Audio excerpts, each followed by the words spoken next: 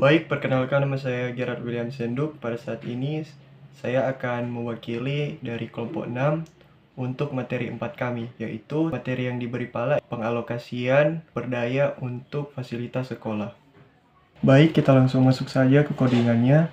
Di sini kami menggunakan IDE VS Code dengan menggunakan bahasa pemrograman Python.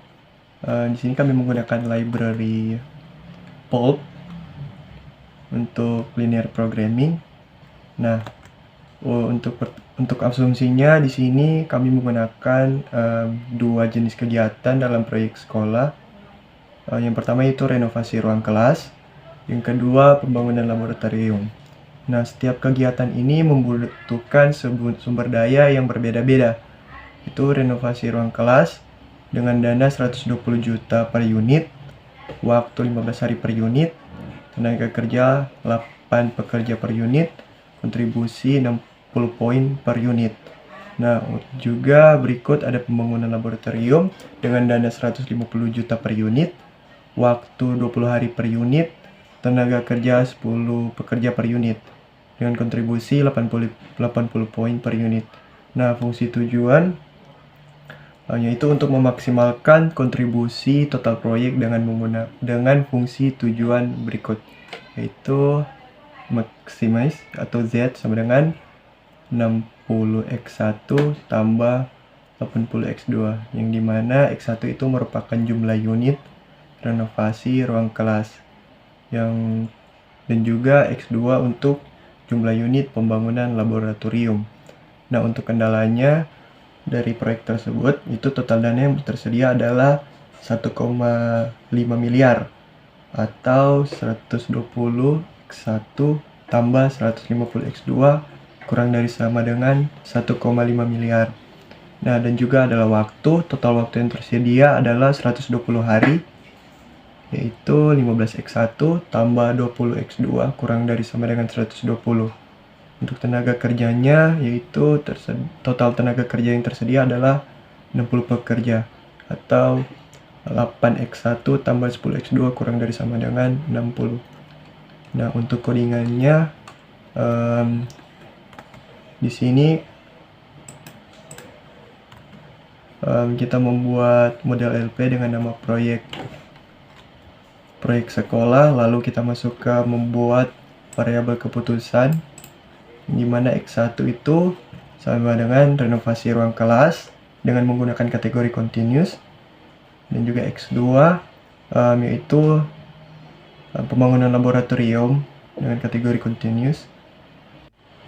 Nah, untuk maximize-nya di sini 60 kali X1 itu yaitu untuk pembangunan renovasi ruang kelas, yaitu berjumlah 60 poin tambah pembangunan laboratorium yang setiap unit itu 80 poin. Lalu untuk kendala dana untuk satu unit renovasi ruang kelas itu berjumlah 120 juta. Nah, untuk pembangunan laboratorium itu tiap satu unit 150 juta. Jadi untuk batas dananya itu kurang dari sama dengan 1,5 miliar. Lalu kita maksud ke kendala waktu. Kita masuk ke kendala waktu.